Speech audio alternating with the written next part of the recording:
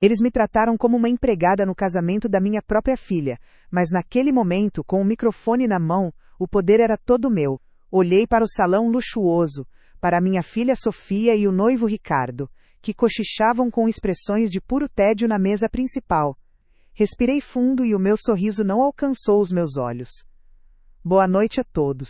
Para quem não me conhece, sou a Lúcia, a mãe da noiva. Fiz uma pausa, olhando diretamente para Ricardo. Eu gostaria de propor um brinde. Mas antes, preciso compartilhar com todos uma confissão que o meu querido genro me fez ontem à noite, quando achou que eu não era importante o suficiente para lembrar. A música parou. O salão ficou em silêncio. Ricardo congelou, seu rosto perdendo toda a cor. Se só esse começo já te deixou de queixo caído, deixe seu like para me dar forças, porque a jornada para chegar até aqui foi longa e cheia de humilhações. Aquele silêncio no salão de festas era o som da minha libertação, mas para entender a força que me levou até aquele palco, preciso que vocês voltem comigo no tempo.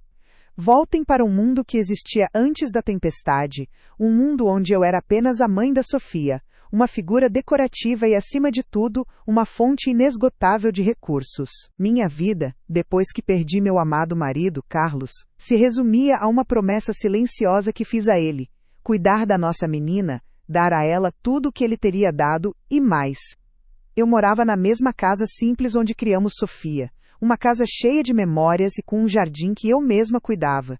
Para o mundo, eu era uma viúva modesta, de hábitos contidos. Ninguém imaginava que eu administrava, sozinha, um patrimônio que faria a maioria das pessoas daquele salão de festas parecerem aprendizes. Meu escritório não era uma sala luxuosa com vista para a cidade, mas a pequena mesa de madeira na minha sala de estar. Foi ali que, por meses, eu orquestrei a realização do sonho da minha filha. Lembro-me perfeitamente de uma tarde de terça-feira, o cheiro de bolo de fubá no ar, enquanto eu olhava para a tela do computador. O cursor piscava sobre o botão de confirmar. Era uma transferência de um valor que pagaria minha casa inteira, mais uma vez. Na descrição, digitei com os dedos um pouco trêmulos: pagamento do buffet, casamento. Eu fechei os olhos e imaginei o sorriso de Sofia. Aquele sorriso valia qualquer sacrifício. Algumas semanas depois, o sacrifício se tornou mais doloroso. Sofia me ligou, a voz carregada de um pânico fabricado, dizendo que havia encontrado o vestido de noiva perfeito, uma criação exclusiva de um estilista parisiense. O preço era astronômico, indecente. Para pagá-lo, eu tive que vender um lote de ações que Carlos havia comprado no início de sua carreira. Eram as ações favoritas dele, ele as chamava de nossa aposentadoria dourada. Enquanto eu autorizava a venda com o Dr. Almeida ao telefone, senti como se estivesse vendendo um pedaço da minha própria história, da memória dele. Mas então, recebi uma foto de Sofia no provador, radiante em um mar de seda branca, e me convenci de que estava fazendo a coisa certa. Eu estava comprando a felicidade dela. O que eu não percebia era que, para ela e Ricardo, eu era apenas isso, uma compradora. Lembro-me de uma conversa que ouvi sem querer, quando ela falava ao telefone com uma das madrinhas no jardim de casa. Ela disse, com uma risadinha condescendente: minha mãe é tão simplesinha, coitada. Mas pelo menos ela não se mete, só paga as contas. Aquela frase foi como uma faca fina e gelada, que entrou devagar no meu peito. Eu a ignorei, como ignorei tantas outras coisas. Ignorei os olhares de desprezo de Ricardo quando eu usava meus vestidos floridos. Ignorei as vezes em que ele me interrompia para falar sobre seus grandes planos de investimento, que, curiosamente, sempre precisavam de um pequeno empurrão financeiro inicial. O golpe mais duro, no entanto, não envolveu dinheiro. Uma semana antes do casamento, eu passei o dia todo na cozinha. Preparei a moqueca que Sofia amava desde criança, o prato que ela sempre pedia em seus aniversários. A casa inteira cheirava a azeite de dendê e a amor. Arrumei a mesa para nós duas com as melhores louças, esperando uma noite tranquila entre mãe e filha. Mas ela ligou, 1 hora depois do combinado. Sua voz era apressada, distante. Mãe, desculpa, não vai dar. Surgiu um jantar super importante com a família do Ricardo. Você entende, né? Networking. Eu entendi. Entendi que eu não era mais uma prioridade. Entendi que o meu amor caseiro não podia competir com o brilho falso do mundo deles. Naquela noite jantei sozinha olhando para o lugar vazio à minha frente, e pela primeira vez, a comida que fiz com tanto carinho não teve sabor algum. Eu dava tudo de mim, acreditando que o amor familiar era incondicional. Você também acredita nisso? Comente aqui embaixo o que família significa para você. O dia do casamento da minha filha amanheceu como uma promessa. O céu de um azul pálido, sem nuvens, parecia um presente dos céus, uma tela em branco para o dia mais feliz da vida de Sofia. Pelo menos, era isso que eu repetia para mim mesma, um mantra para acalmar o tremor em minhas mãos. Eu havia passado meses, anos na verdade, planejando e pagando por cada detalhe daquele sonho. Cada flor de seda importada, cada cristal pendurado nos lustres gigantescos, cada nota da orquestra que afinava seus instrumentos à distância, tudo tinha um pedaço da minha alma e do legado do meu marido. Vesti o meu vestido com um cuidado quase cerimonial. Era um modelo de seda azul marinho, simples, mas de um corte impecável. Eu o escolhi porque a cor me lembrava os olhos do meu falecido marido. Era a minha forma silenciosa de tê-lo comigo naquele dia. Enquanto me olhava no espelho, não via uma mulher de quase 60 anos, mas uma mãe cujo coração transbordava de um amor tão vasto que poderia encher aquele salão de festas inteiro. Eu estava pronta para entregar minha única filha, meu tesouro, ao homem que ela amava. Mal sabia eu que, em poucas horas, seria eu a ser entregue à mais cruel das humilhações. Cheguei ao local da recepção 1 hora antes da cerimônia, como combinado. O lugar era deslumbrante, um palácio moderno com paredes de vidro que davam para um jardim perfeitamente esculpido.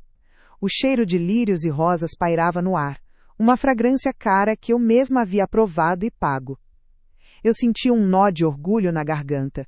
Tudo estava perfeito para a minha Sofia. Foi então que Ricardo me viu. Ele atravessou o salão com seu sorriso ensaiado, aquele que parecia charmoso à primeira vista, mas que, de perto, não alcançava seus olhos frios e calculistas.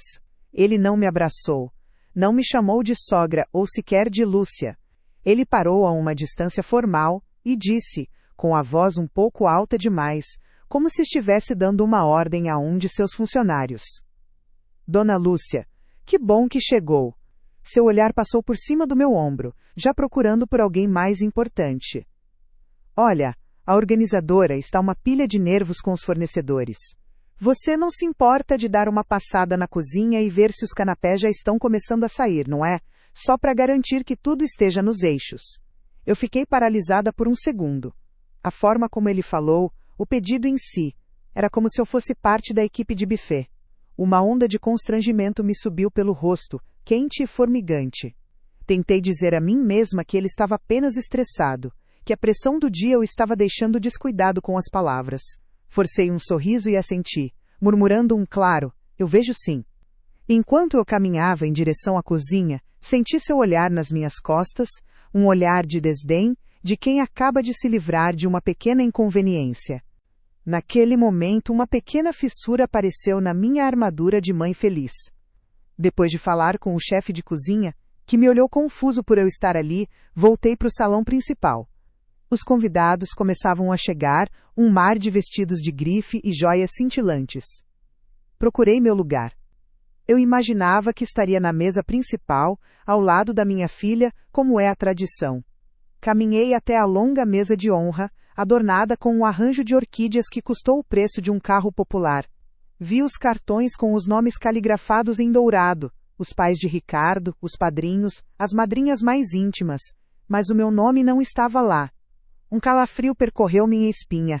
Chamei discretamente uma das assistentes da organização, uma moça jovem de prancheta na mão. Perguntei, com a voz mais calma que consegui fingir, onde estava o meu lugar. Ela franziu a testa, consultou sua lista e depois apontou para o fundo do salão. Bem no fundo. A senhora está na mesa 17, ela disse, sem me olhar nos olhos. Mesa 17. Eu caminhei até lá como se estivesse atravessando um campo minado.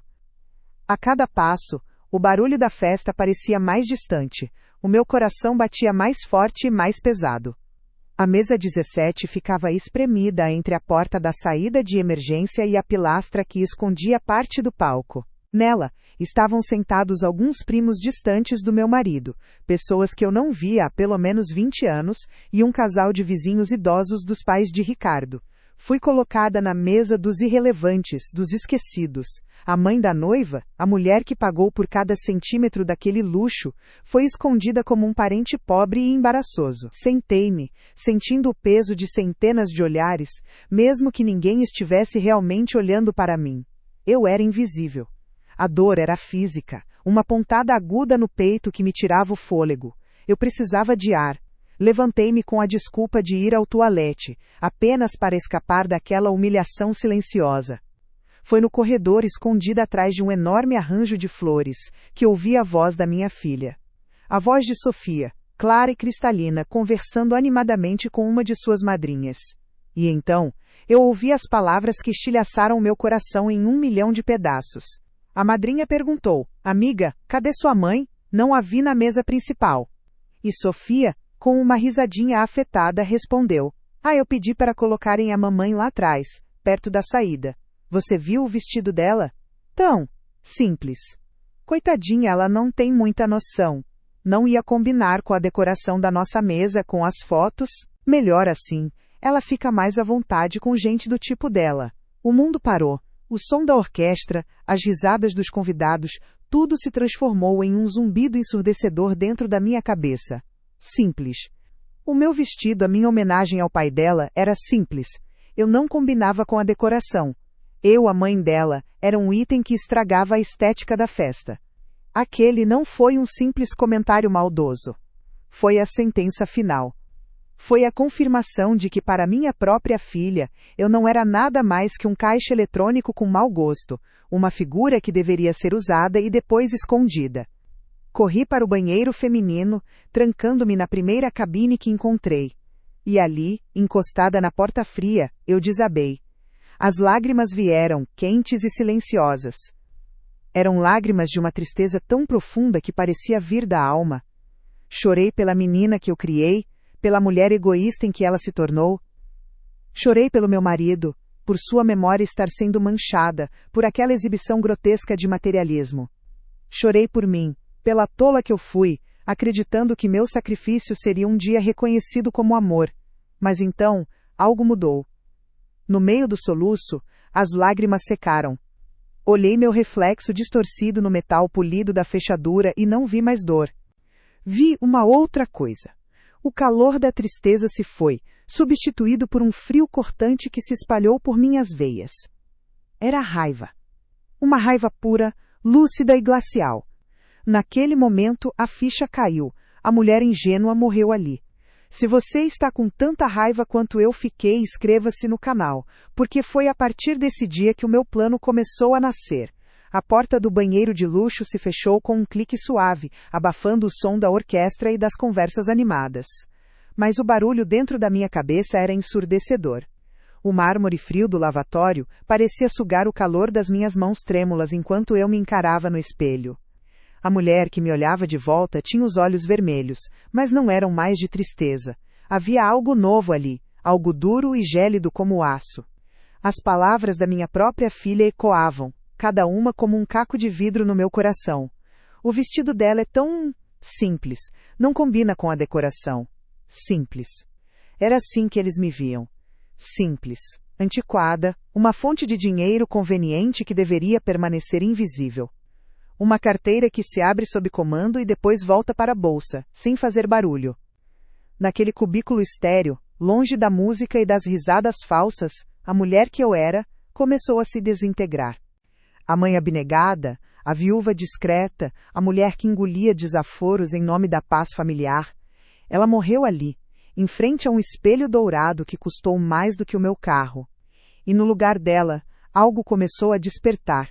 Uma lembrança, turva até então, começou a clarear, a ganhar contornos nítidos e aterrorizantes. A noite anterior. Eu estava no saguão do hotel, esperando por um táxi depois de resolver o último detalhe com a florista, quando Ricardo apareceu. Ele cambaleava um pouco, o nó da gravata afrouxado, os olhos brilhando com uma mistura de champanhe caro e arrogância pura.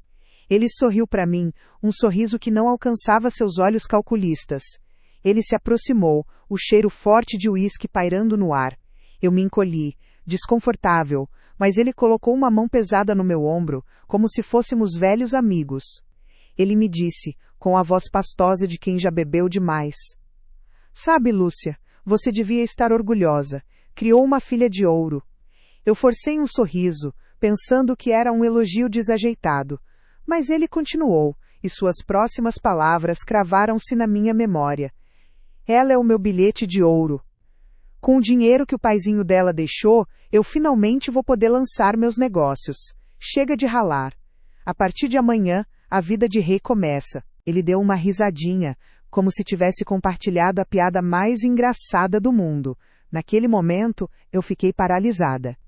Meu cérebro se recusou a processar a crueldade daquelas palavras.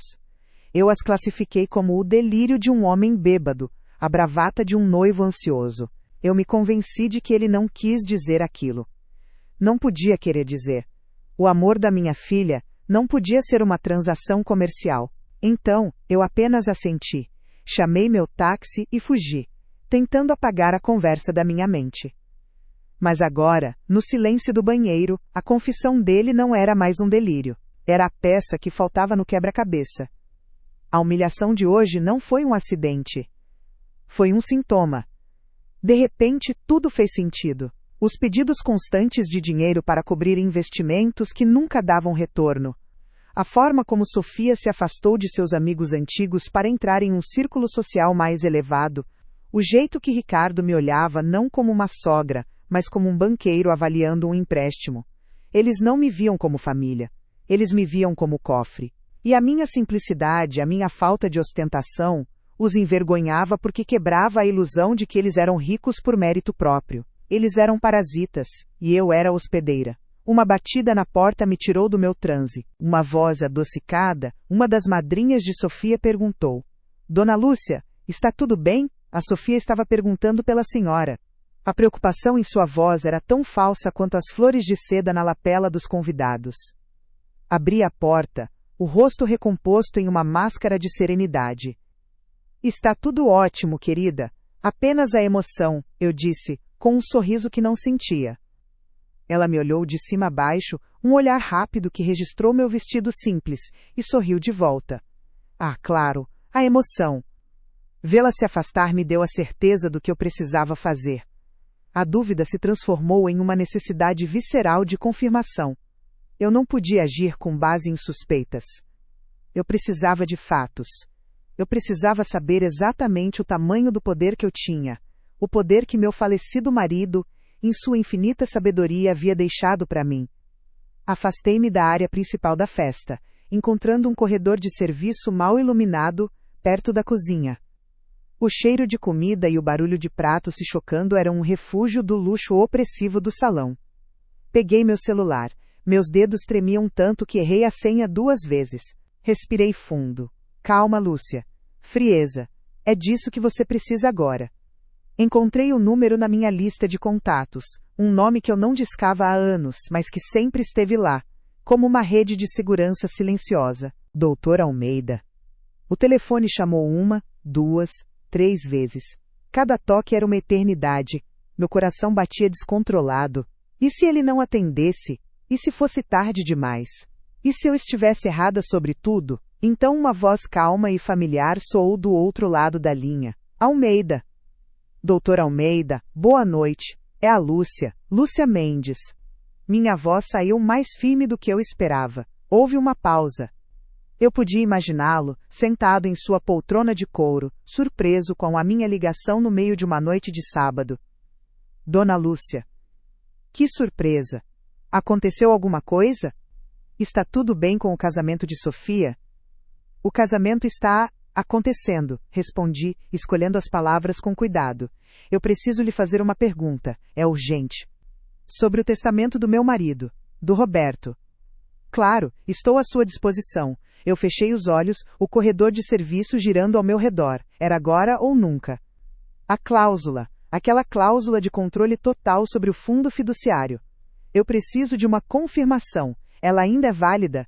Ela é irrevogável, correto? O silêncio do outro lado da linha durou apenas 1 segundo, mas pareceu uma vida inteira. Naquele segundo, toda a minha vida futura estava em jogo. Eu era a tola, a humilhada ou a rainha prestes a retomar seu trono. Então a voz calma do Dr. Almeida voltou, firme como uma rocha. Correto, Dona Lúcia. Absolutamente irrevogável. Seu marido foi muito específico. Você, e somente você, tem o controle total e exclusivo sobre cada centavo daquele patrimônio. Sem a sua assinatura, ninguém toca em nada. A cláusula é blindada. Uma onda de alívio e poder percorreu meu corpo. Não era imaginação minha. Não era um delírio. Era real. A verdade estava ali, nua e crua. Eles estavam dançando, bebendo e rindo em uma festa construída sobre uma mentira, uma festa paga por uma mulher que eles desprezavam, sem saber que o poder sempre esteve, e ainda estava, nas minhas mãos. Eu precisava de provas, precisava ter certeza. Deixe seu like se você também acha que a verdade, não importa o quão dolorosa, é sempre o melhor caminho. Do outro lado da linha, a voz do Dr. Almeida soou como uma âncora em meio à minha tempestade pessoal. Firme, calma, exatamente como eu me lembrava da voz do meu falecido marido. Eu estava encolhida na cabine de um banheiro luxuoso, o mármore frio sob meus dedos trêmulos, o som abafado da festa da minha própria filha parecendo vir de outro mundo. Minha pergunta pairava no ar, carregada com o peso de uma vida inteira de sacrifícios. A cláusula de controle total, ela ainda é irrevogável, correto? Houve uma pequena pausa, o som de papéis sendo folheados, e então ele falou, e cada palavra que ele proferiu começou a desmontar o mundo que eu conhecia, tijolo por tijolo, para construir um novo em seu lugar. Dona Lúcia, ele começou, e havia um tom de profundo respeito em sua voz, um respeito que eu não sentia de minha própria filha há anos. Seu marido, que Deus o tenha, não era apenas um homem de negócios brilhante. Ele era um homem que pensava em tudo. Ele amava você e a Sofia mais do que tudo, mas ele também conhecia a natureza humana. Eu prendi a respiração, meu coração batendo tão forte que eu podia senti-lo na minha garganta. A resposta é sim, continuou ele. A cláusula é mais do que irrevogável, é uma fortaleza. Seu marido estabeleceu um fundo fiduciário complexo e nomeou você, e somente você, como a única administradora. Você tem controle absoluto e exclusivo sobre cada centavo, cada ação, cada propriedade. Absoluto, Lúcia. Entende o que isso significa? Eu fechei os olhos, a imagem do rosto arrogante de Ricardo na noite anterior piscando atrás das minhas pálpebras. Bilhete de ouro, ele tinha dito. Dr. Almeida pareceu sentir minha hesitação, minha confusão.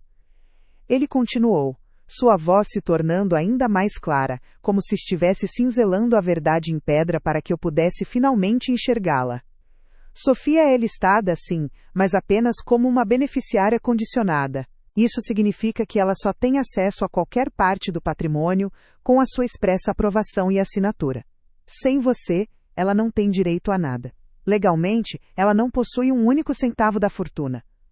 Um soluço escapou dos meus lábios, mas não era de tristeza. Era de choque. Um choque tão profundo que parecia elétrico, percorrendo cada nervo do meu corpo.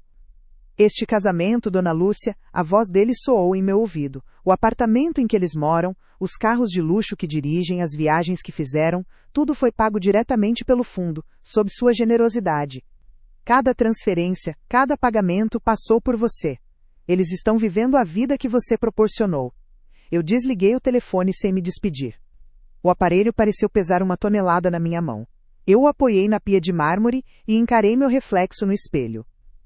A mulher que me olhava de volta tinha os olhos vermelhos e inchados de choro, o cabelo ligeiramente desarrumado, o vestido simples que minha filha tanto desprezava. Mas algo estava diferente.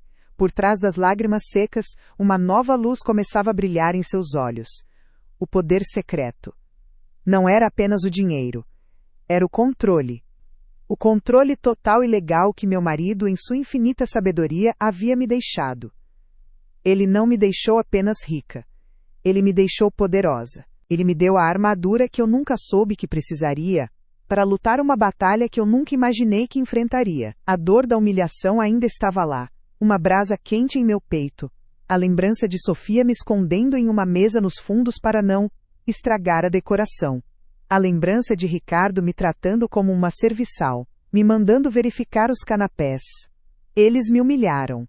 Eles me diminuíram. E fizeram tudo isso usando o meu poder, o meu dinheiro, a minha generosidade. Eles construíram o palco da minha humilhação, com os tijolos que eu mesma lhes dei. A ironia era tão cruel, tão afiada, que cortou através da minha tristeza e a fez sangrar. E o que sangrou não foi mais dor, mas uma fúria fria e cristalina. As lágrimas pararam de vez. Minha mão antes trêmula, agora estava firme sobre a pia.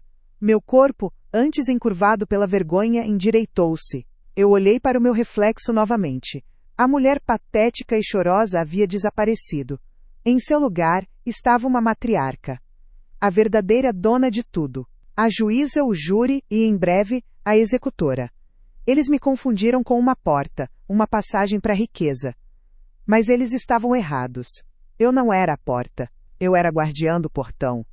E eu estava prestes a trancá-lo e jogar a chave fora. A tristeza se dissipou como névoa sob um sol de inverno, substituída por uma máscara de determinação glacial. O jogo que eles pensavam estar jogando comigo tinha acabado. Agora, um novo jogo estava para começar. Um jogo com as minhas regras, e eu já sabia exatamente qual seria o primeiro movimento. Eles queriam o dinheiro? Eles reverenciavam o poder que ele trazia? Perfeito. Eu usaria a própria coisa que eles mais cobiçavam para derrubá-los. Eu os despojaria de tudo, não com gritos ou acusações, mas com o clique de um botão e a assinatura de um nome. O nome deles, Sofia e Ricardo, ecoava em minha mente, não mais como uma fonte de dor, mas como os alvos de uma justiça que seria tão pública e espetacular quanto o casamento que eles planejaram às minhas custas. Eles achavam que eu não tinha nada, mas mal sabiam eles do segredo que meu falecido marido deixou. O poder estava em minhas mãos, silencioso e absoluto. O que você faria no meu lugar com esse poder em mãos? Deixe sua teoria nos comentários. As portas do banheiro se fecharam atrás de mim, abafando o som da música e das risadas falsas que vinham do salão. O contraste foi imediato. Lá fora, um mundo de opulência e alegria forçada. Aqui dentro, o silêncio frio do mármore branco e o som da minha própria respiração, que agora estava calma, regular, quase perigosamente serena. As lágrimas que tinham escorrido pelo meu rosto minutos antes já haviam secado, deixando para trás uma trilha gelada. Eu me olhei no espelho. A mulher que me encarava de volta não era a Lúcia frágil e magoada que tinha entrado ali. A tristeza em seus olhos havia sido substituída por algo muito mais antigo e poderoso, uma chama fria que queimava sem fumaça. Era a determinação de uma matriarca que finalmente entendia o verdadeiro peso da coroa que seu marido havia deixado para ela. O poder. Não era apenas o dinheiro, os números em uma tela de computador. Era o controle. O controle absoluto. A palavra do Dr. Almeida ecoava em minha mente. Sem a sua assinatura, ela não tem acesso a um único centavo.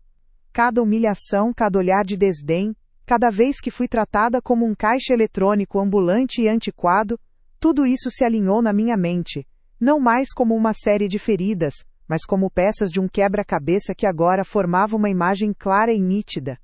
Eles haviam construído seu castelo de cartas sobre a minha generosidade, acreditando que a fundação era deles por direito. Eles não poderiam estar mais enganados. A fundação era eu, e eu estava prestes a me retirar. O plano não surgiu em um rompante de raiva.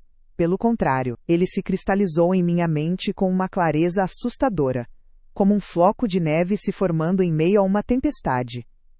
Era simples, porque as melhores vinganças são.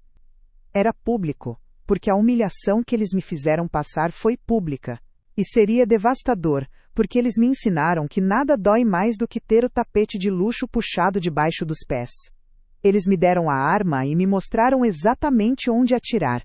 A festa de casamento deles, o auge de suas ambições sociais, o símbolo máximo de seu triunfo, seria o palco da sua queda. Eu não iria destruir o casamento. Eu iria apenas revelar seu verdadeiro preço, e em seguida, cortar o financiamento.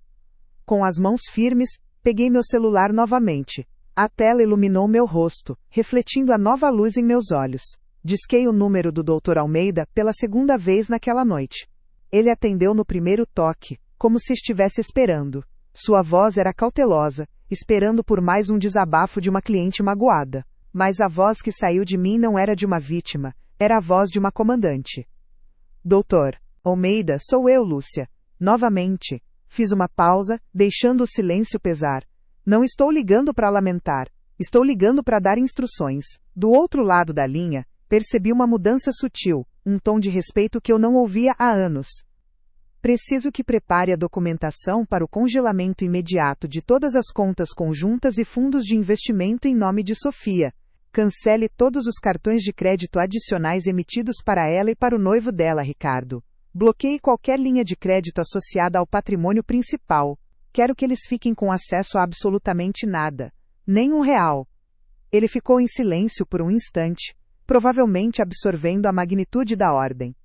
Dona Lúcia, entenda que esta ação é definitiva e pode ser executada quase que instantaneamente. Eu sei, respondi, minha voz cortante como vidro. É exatamente o que eu quero. Mas há um detalhe crucial. Você não vai fazer nada ainda. Você vai deixar tudo preparado, todos os sistemas prontos, cada comando a um clique de distância. E vai esperar por um sinal meu. Que sinal seria esse? Ele perguntou. Eu vou te enviar uma mensagem de texto. Uma única palavra. A palavra é agora. No exato momento em que você receber essa mensagem, eu quero que você execute tudo. Sem hesitação, sem confirmação. Apenas execute. Houve uma pausa, e então eu pude ouvir um sorriso em sua voz. Entendido, Dona Lúcia. Estarei aguardando o seu comando. Seu marido ficaria orgulhoso da mulher que você se tornou. Desliguei o telefone e o guardei na minha pequena bolsa.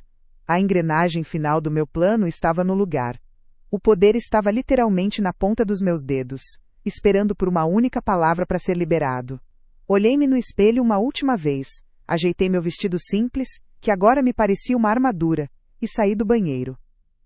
Ao voltar para o salão, o mundo parecia diferente. O brilho dos lustres de cristal parecia mais frio, o som da orquestra parecia o prelúdio de um drama. Eu não via mais uma festa, via um cenário. Caminhei com uma postura que ninguém ali jamais tinha visto em mim. Ombros para trás, cabeça erguida, um passo firme e decidido. Meus olhos varreram o salão, ignorando os convidados, até encontrar a organizadora do evento perto do palco. Aproximei-me dela com um sorriso polido, mas que não alcançava meus olhos. Boa noite. Haverá uma pequena mudança no cronograma. Eu farei um discurso. Não estava programado, mas é essencial. A mulher, acostumada a lidar com noivas nervosas e sogras exigentes, me olhou com uma ponta de irritação. Senhora, o cronograma está muito apertado. Não sei se... Eu a interrompi, não com grosseria, mas com uma autoridade inquestionável que a fez calar a boca. Eu não estou pedindo, estou informando, eu sou a mãe da noiva. E, como a pessoa que está pagando por cada centímetro quadrado deste evento, garanto que haverá tempo. Prepare o microfone para mim após a próxima música. Ela me encarou, atônita, e apenas assentiu. A Lúcia boazinha e complacente não existia mais. No lugar dela, havia uma mulher que conhecia seu poder e não tinha mais medo de usá-lo. Eu me virei e comecei a caminhar em direção ao palco, sentindo os olhares de Sofia e Ricardo sobre mim. Eu sabia o que eles estavam pensando. Lá vem a mamãe, querendo seu momento de atenção. Eles não faziam ideia de que o chão sob seus pés estava prestes a desaparecer. Cada passo foi friamente calculado para garantir que a queda deles fosse espetacular. Se você não quer perder o desfecho dessa história, agora é a hora de se inscrever. Quando a porta do banheiro se fechou atrás de mim, eu não deixei para trás apenas um espaço frio e revestido de mármore. Eu deixei para trás a mulher que chorava. A mulher que pedia desculpas por existir. A que se encolhia para caber em espaços onde não era bem-vinda. A que emergiu no corredor, sob a luz dourada dos lustres caríssimos que eu paguei, era outra pessoa. O som da festa, que antes me feria com cada risada e cada brinde, agora era apenas o ruído de fundo para minha missão. A música alta, o tilintar dos copos, as conversas animadas, tudo isso era trilha sonora para o fim de uma era, a era da minha subserviência. Meus pés se moveram com uma leveza que eu não sentia há anos. Cada passo em direção à mesa principal era deliberado, medido. Eu não era mais a mãe envergonhada, escondida nos fundos. Eu era uma predadora se aproximando de sua presa, disfarçada de ovelha. Meu alvo estava ali, bem na minha frente.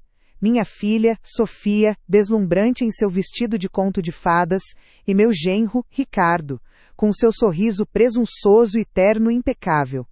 Eles eram o centro das atenções, os reis daquele castelo de cartas que eu estava prestes a soprar.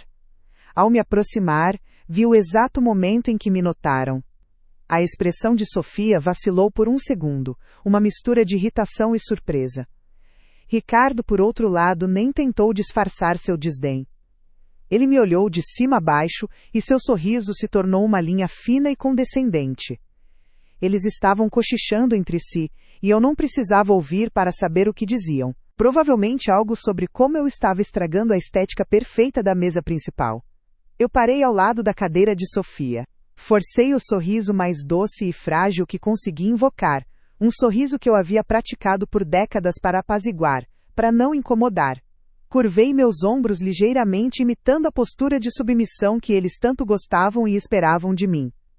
Filha Ricardo, comecei, minha voz soando um pouco trêmula de propósito. Era uma performance, e eu seria a atriz principal. Me desculpem se pareci distante hoje. É a emoção, sabem? Ver minha única filha se casar, às vezes é demais para o coração de uma mãe.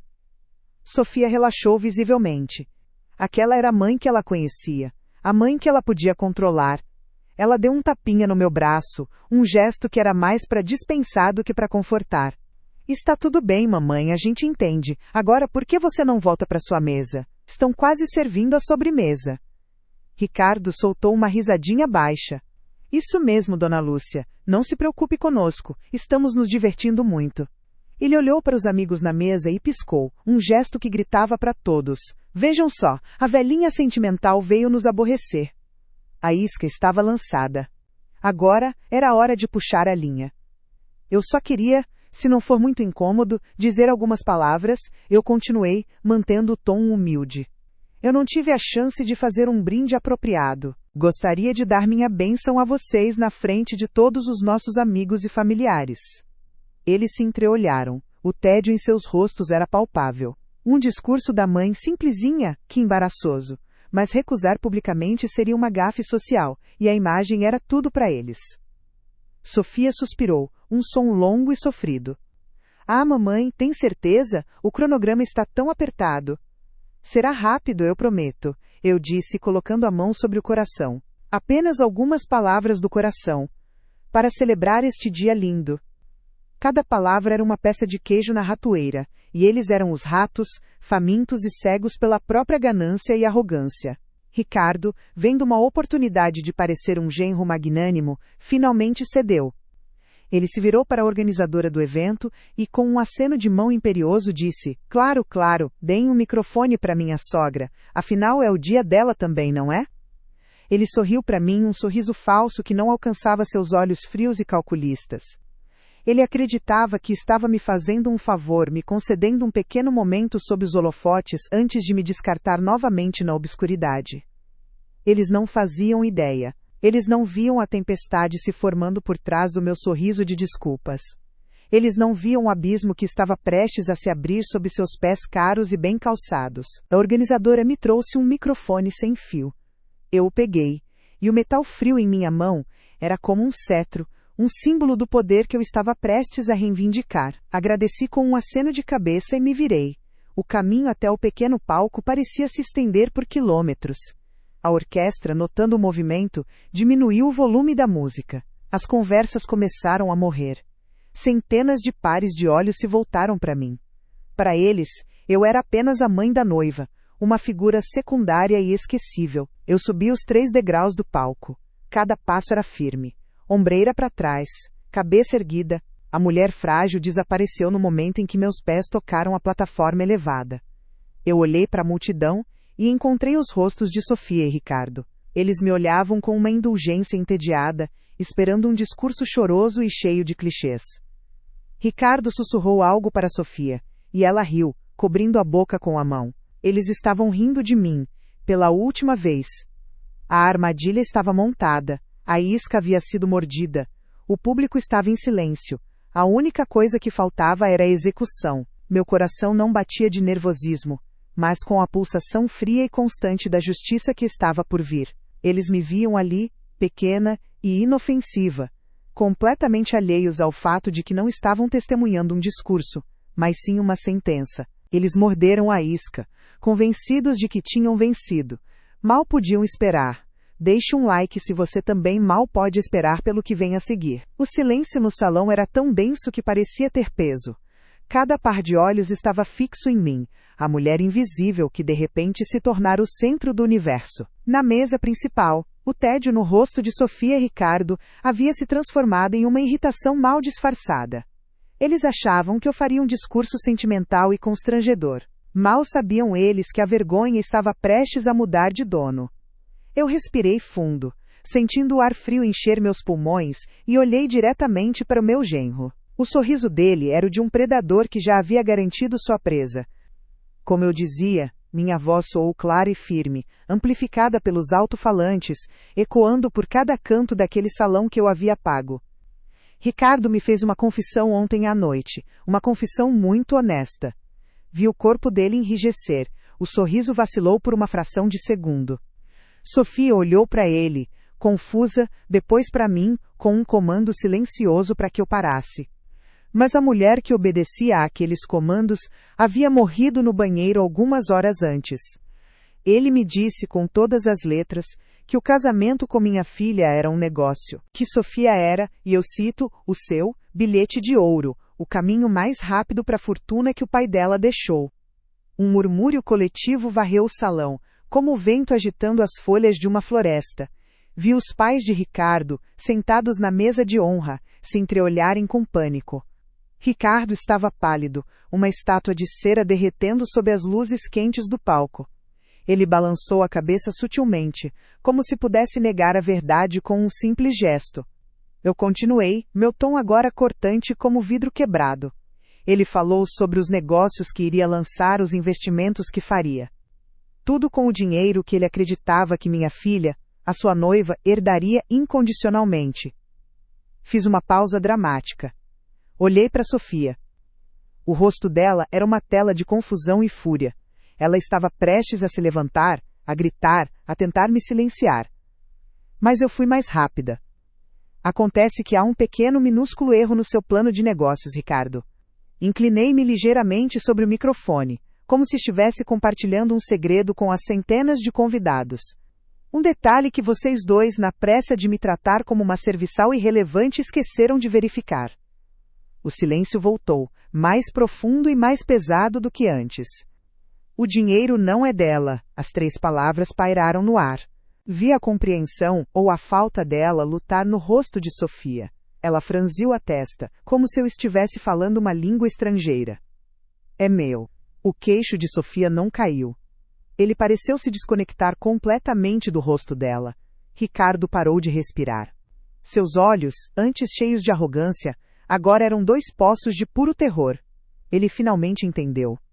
Ele havia confessado seus crimes para a juíza, a júri e a executora, tudo em uma só pessoa. Cada lustre de cristal pendurado neste teto, eu disse, gesticulando com a mão livre. Cada garrafa de champanhe que vocês beberam. A comida gourmet, a banda, as flores que custaram mais do que o meu primeiro carro. O vestido de 10.000 euros que minha filha está usando, e a aliança de diamante no dedo dela, tudo foi pago por mim. Pela mulher, simplesinha, que não combinava com a decoração da mesa principal. A humilhação nas palavras de Sofia que eu ouvi mais cedo, agora era uma arma na minha mão. Eu a devolvi para ela, na frente de todos os seus amigos importantes. Vocês me humilharam na casa que eu paguei. Me trataram como uma empregada na festa que eu financiei. Usaram o meu dinheiro para construir um castelo de status social e me relegaram à masmorra. Meus olhos se fixaram em Ricardo novamente. Você me viu como um caixa eletrônico sem senha, e a minha filha como a chave de acesso. Mas a verdade, meu caro genro, é que o cofre sempre esteve sob o meu controle. Um segredo que meu falecido marido, um homem muito mais inteligente que você, garantiu que só eu soubesse. Eu tirei o celular da minha pequena bolsa. O aparelho parecia incrivelmente pesado na minha mão, um pequeno retângulo de vidro e metal que continha o poder de um trovão. Meus dedos se moveram com uma calma assustadora sobre a tela. Abri a mensagem para o Dr. Almeida, o texto já digitado, esperando apenas o comando final.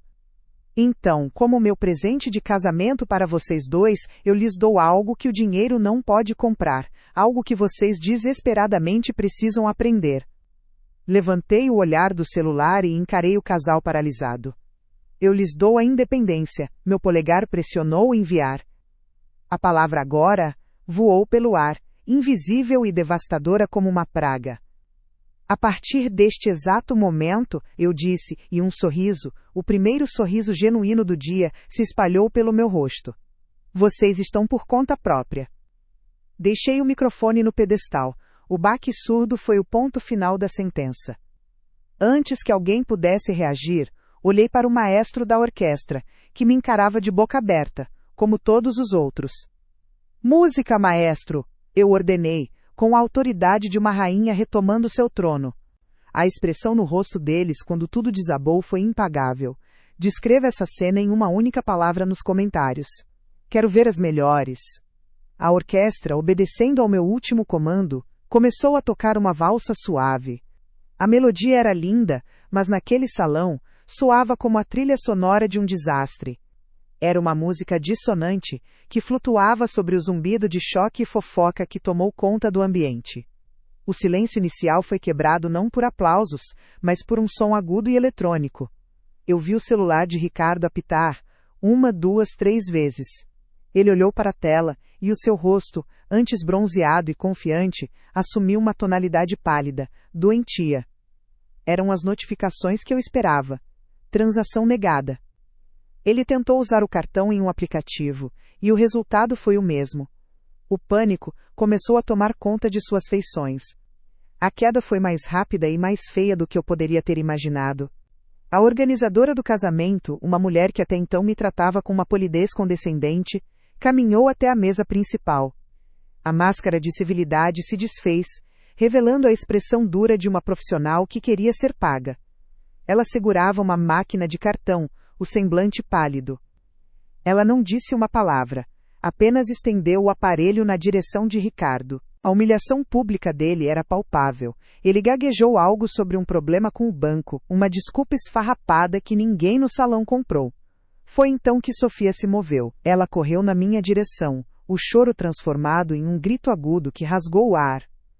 Mãe, como você pôde? Ela berrava, as lágrimas borrando a maquiagem perfeita. O vestido caríssimo que eu paguei agora parecia uma mortalha de luxo em seu corpo trêmulo. Eu a encarei, e pela primeira vez em anos, ela não viu fraqueza nos meus olhos, apenas um deserto de gelo. Minha voz saiu calma, firme e cortante. Eu pude, Sofia. Eu pude da mesma forma que você pôde me humilhar e me esconder no dia mais importante da sua vida. Eu pude da mesma forma que você pôde me tratar como uma serviçal, usando o dinheiro que eu suei para administrar. Ela ficou sem palavras, o rosto contorcido numa mistura de ódio e desespero. Ao nosso redor, os convidados eram uma plateia fascinada. Alguns, os amigos snobs do casal, pareciam horrorizados. Mas eu vi outros. Vi parentes mais velhos, que conheceram meu falecido marido, que me viram criar Sofia sozinha, e em seus rostos, eu vi um aceno sutil de aprovação. Vi a equipe do buffet, os garçons e garçonetes, trocando olhares que diziam tudo. Eles sabiam o que era ser tratado como inferior por aquele casal arrogante. Naquele momento, eles eram meus aliados silenciosos. Eu não precisava dizer mais nada. Meu trabalho ali estava feito. Dei as costas para minha filha em prantos e para o meu ex-futuro genro, que agora tentava desesperadamente fazer uma ligação para o gerente do seu banco. Eu caminhei para a saída, de cabeça erguida, sentindo centenas de olhares nas minhas costas. Não era uma caminhada de vergonha, mas de libertação. Cada passo me afastava daquela vida de invisibilidade e desrespeito. Ao passar pela porta, não olhei para trás.